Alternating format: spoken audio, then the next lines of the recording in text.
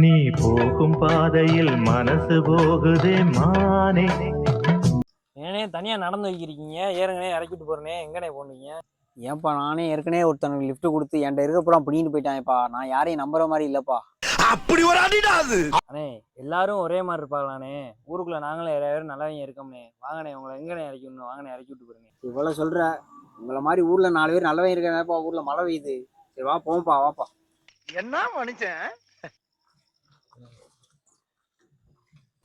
தம்பி இந்த ரோட்ல பார்த்து வரணும் போகணும்ப்பா. பயங்கரமான ரோடு. ஏற்கனவே என்னை ஒரு டைம் மறிச்சு பூராத்தையும் பிடிங்கிட்டு விட்டாங்க. அதுல இருந்து நான் பொருளே வச்சுக்கிட்டு திர்றேன். பயப்படாத, பயப்படாம வண்டியை விட்டு நான் பாத்துக்கிறேன். ஏய் வண்டி எடுத்து